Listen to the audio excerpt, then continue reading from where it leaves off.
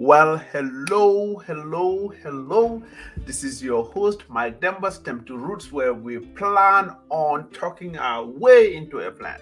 Today, we're doing it slightly different. My guest today is Professor PLO Lumumba.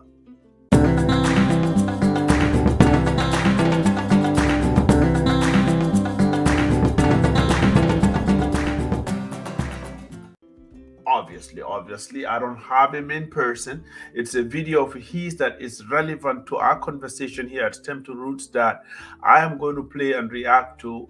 I don't have him yet, but don't count me out. I'm sure that day will come when we will have this great man talk to us and share all his insights. And if you don't know PLO Lumumba, Professor, well, this man needs no introduction.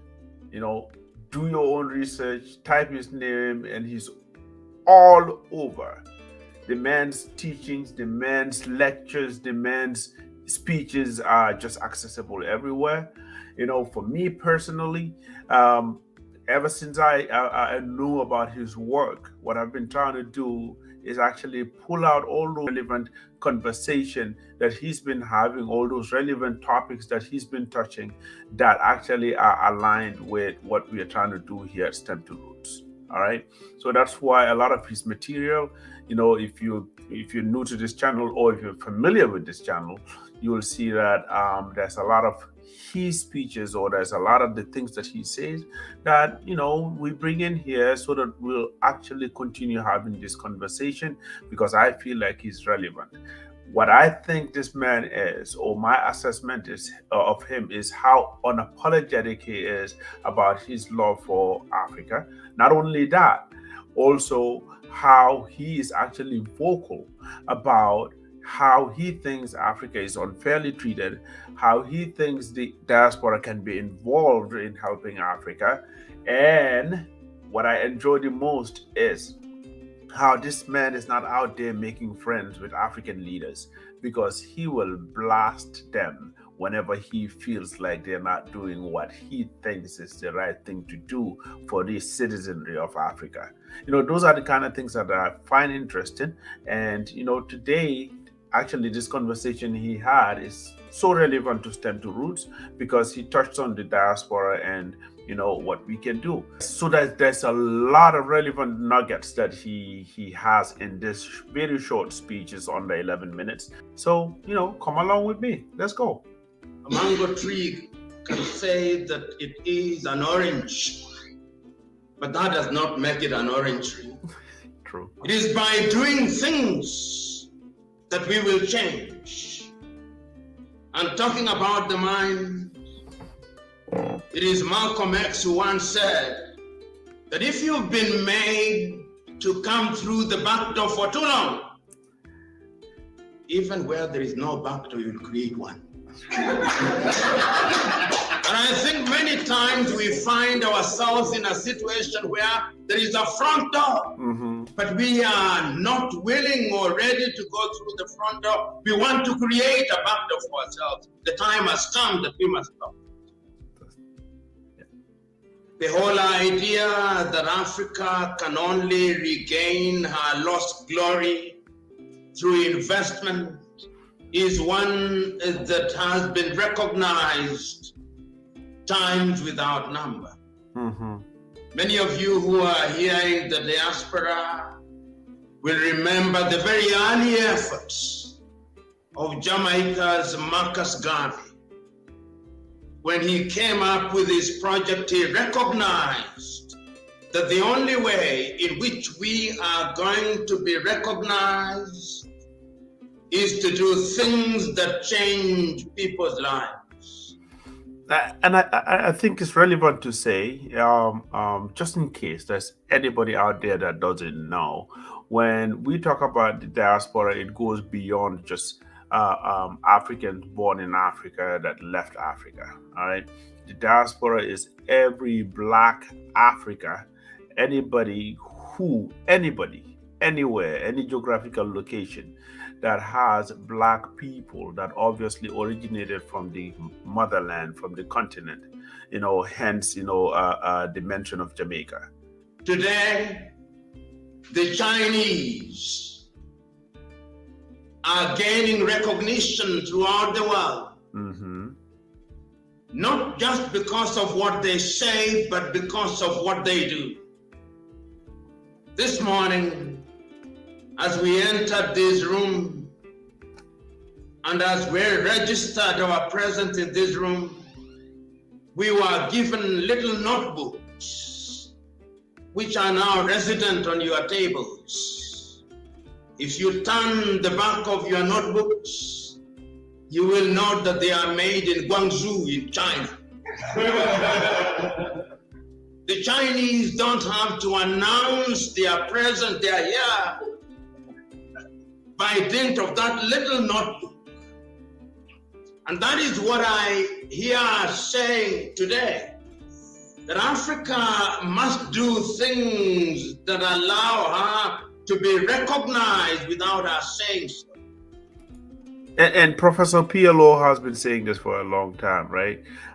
As huge as our continent is, as resourceful as our continent is, I'm talking about both human resource and natural resources.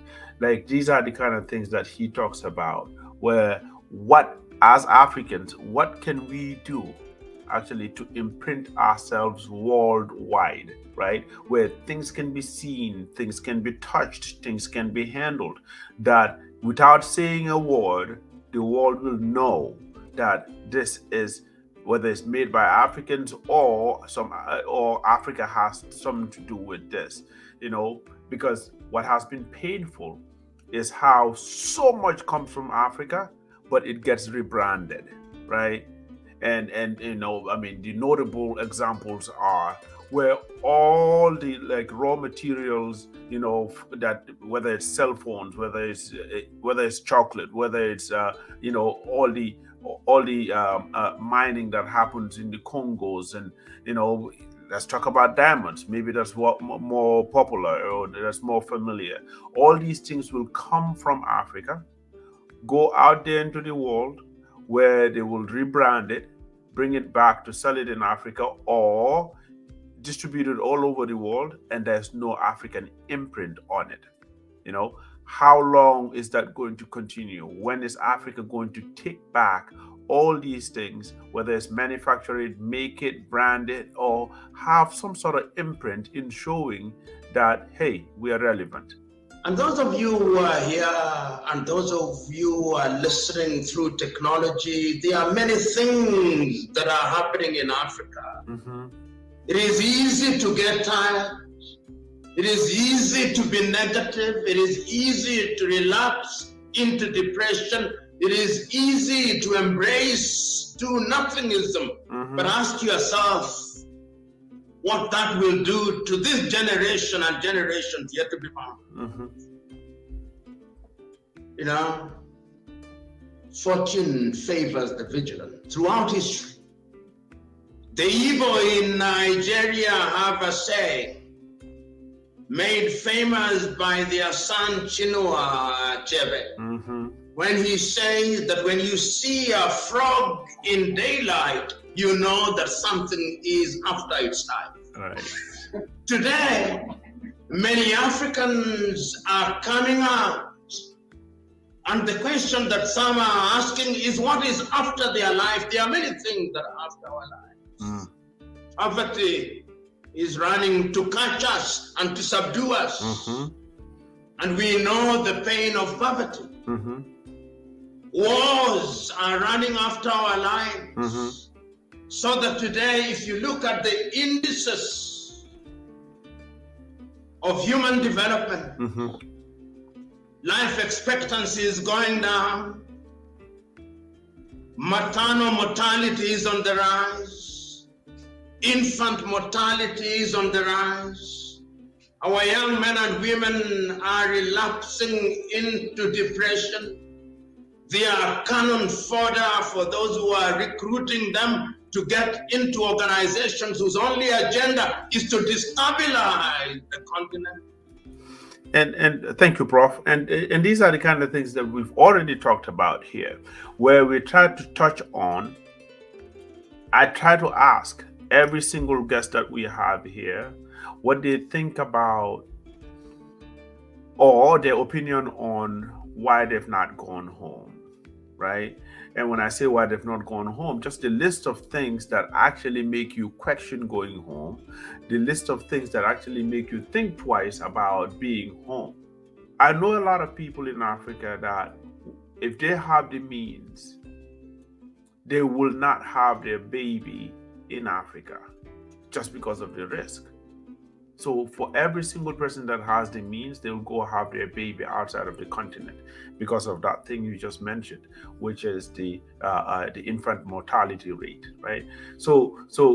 And you're talking about how unstable things can be, right? So there are people that owe it to their family, especially people that just that have their kids. They owe it to their family to give them the best opportunity, to give them the safest place or the place that they deem safe. Basically maximize whatever they can give to themselves and their families. And when it becomes, all right, I am in a place that's more stable, they won't even make the attempt because Africa is not giving that to them yet. And that's just facts. And you see it across the continent. If you don't see it in Nigeria, you see it in Mozambique. If you don't see it in Mozambique, you see it in Ethiopia. And the question that we must ask is, what can we do about it? Impossible is a word that we are quick to embrace, but it's one that belongs to the dictionary of fools and cowards. That's very true. That's very true. And again, we need to shift from that very word impossible, right? Again, I've been trying to have these conversations. I've had conversations with people that just think, nah, basically they've lost hope, right? Hey, I've tried this, I've tried that, I've attempted this, and that didn't work. Africa is not ready yet. I'm not going to do that. That's not something I'm going to do right now. So impossible is something we need to shift away from and see what we can do, no matter how little, no matter how much we can chip away from this huge issue of whether it's, poverty, like he mentioned, whether it's corruption, whether it's bad leadership, whether it's just whatever it is that is that wall, is that stumbling block that we keep hitting. These are the kind of things we need to think about. What can we do as we shift away from that impossible kind of mentality? What is it that collectively, when we bring our brains and resources together, we can figure out and formulate ways, to make improvements that actually are tangible? We must not say that things are impossible. Mm-hmm. I remember in 1987 when a young man seized political power in Burkina Faso, Thomas Sankara. He said, in order to change the world, you must do things that others will think are mad. Right. This is the point in time at which we must be mad, but mad in an organized way. Mm-hmm. I am urging you, continue being insane. Mm-hmm. Because it is only through insanity of that kind that we are going to change the continent of Africa. Mm-hmm. I look forward to the day in Ghana, when with Sister Arikana we shall be present there and cut the sword, so that we may lay the foundation stone for a city which will become a pilgrimage site for our men and women who are in the diaspora and for others who are living within the mother continent. This speech was in 2021. This is 2023, where I'm curious to see or to know what the progress has been with Wakanda City. If you've not heard of Wakanda City, do your own research. It's a city that is they are trying to build in Ghana. They've picked a location already in Ghana, a place that will be a hub for so many different things that will actually put Africa, trust me, their plan is, if you look at the grand plan, it will be a phenomenon here in this world where everybody will want to go see it. And that, I feel like, will attract people of all different kinds of backgrounds all around the world. It will be just a spectacle to go see. And that alone is attracting not only eyes, but resources to Africa. That reverse is something that is needed in Africa, where African can have, just like Dubai right now. How is Dubai talked about? All around the world, everybody wants to go see it. Even if it's one time, you want to be able to go and see what Dubai has done, what they've done, how they've changed Dubai. You want to go see it. And so that's the kind of project that the Wakanda City is. I'm curious to know because I've not been up to date. The last I checked has been a while. Yeah, I'm not up to date with where they are right now, but do your own research and take a look at Wakanda City in Ghana and what it's all about. It can be done, and it must be done. So the time is now. The time is now for us to rise up and do the things that we must. The time is right for us who are in the mother continent to create an environment where those of you who are in the diaspora can come home. Whether you are in the United States of America, whether you are in Europe or Latin America or in Asia, we must create an environment where you can come in and support our efforts. It can be done. See that? This is what I like about Professor. He challenges everybody, right? There are things that can be done in Africa, from leadership to citizenry. Just there are things that can be done in Africa that will make the environment more conducive, more acceptable, for somebody that has left the continent, whether born there and left, whether just has some affiliation with Africa, to come back and be able to be part of that progress that needs to be done. Right? He's challenging everybody, including people at home on the ground, to create that environment that is inviting. So it goes out to everybody, that shame that we get as people that have left the continent in not going back. These are the kind of things that I bring up here at Stem to Roots, where let's point out facts, let's point out reasons why people just don't pack up, leave, and go back, right? So if those things are brought to the table, we will kind of like lower or lessen that guilt that people have when they think about it. They shy away from it. They run away from that conversation because they don't want to talk about why they are not going back. Because pointing out why they are not going back comes off sometimes condescending. Sometimes it comes off like they say back home, like, oh, you think you're better than us, that kind of vibe. And a lot of people don't want to hear that, and so they shy away from it. Listen, here at Stem to Roots, we're going to state the facts, no matter how it comes off, because sometimes, the reaction to how it comes off is negative, but we're going to do it anyways. Unapologetic. Sister Arikana talked about the Jews. Ask yourselves, if you read history, when these Jews were dispersed over 2,000 years ago, then in 1948, they created a nation. There are just a few of them. But wherever you go in the world, you hear this is a Jewish establishment. I'm told that there is an unwritten code that money must circulate within amongst them several times over before it goes out. Look at us. The relationship between ourselves and money is so flirtatious that when it enters our pocket, is in the business of getting out. That's funny. Actually, I've heard not Professor, Ambassador Arikana talk about this a lot. And if you don't know Ambassador Arikana, again, please do your research. Type her name on YouTube or anywhere, and she's all over the place. She's a fighter. She's trying to bring all Africans in the diaspora together to be impactful. And she talks about this all the time. This whole thing, or the whole concept of what not only the Jewish have done, as Jews, in this world, mobilizing and coming together and having their imprint all over the world, but also just how they've come together to know where they come from. And no matter where they are in the world, no matter where, and they are all over the world, right? Jewish will always point back to their motherland and do what they need to do to keep Israel going, right?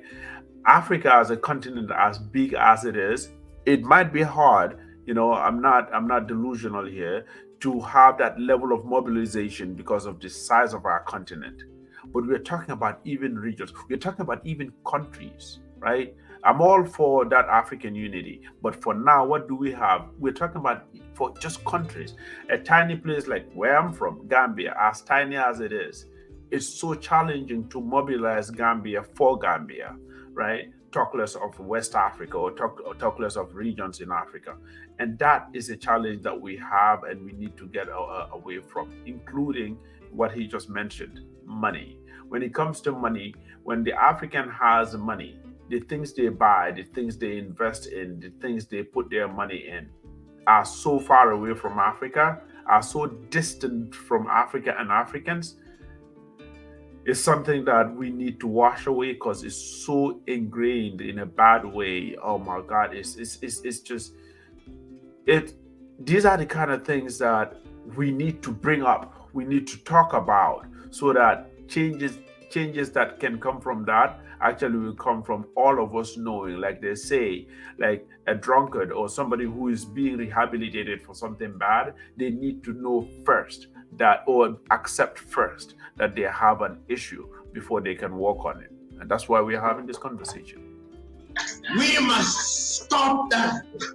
We must create an environment where when money gets into our pocket, it finds a comfortable residence which accommodates it, which allows it to germinate and to grow. Until the day that we do that, we are going to be the scoundrels of this world. Right. And we cannot afford that luxury. You know, when statisticians do what they do best, and they tell us that there are 400 million of people of African origin in the diaspora. Mm-hmm. I ask myself what it is that they can do, and I hear it being said that if only 1 million of them were to decide to give and give consistently, then we could move mountains. You know? And this is something that have been talked about here over and over. Notable guests like Huguette talked about this. A notable guest like Luanda from Zimbabwe talked about this, where she talked about just mobilizing your people and giving in bits. Where something that Huguette talked about was you as an individual, being able to, like, let's say, and she gave an example of sponsoring a kid. If you're able to sponsor a kid's education, you just pick one, and if you're able to 2 or 3, depending on what your pockets give you, imagine how impactful we will be as the diaspora, pointing back home and picking up on responsibilities like that, and all of us doing a little bit. Collectively, that will compound for sure. And my last guest, you guys will remember or check the last episode. We talked about this is Hannah Fai. She talked about how you can start with yourself, then with your family. If all of us concentrate and focus on helping our family in a meaningful, impactful way where the impact can be felt, every single one of us does that. Imagine the collective impact. And these are the kind of things that I love hearing.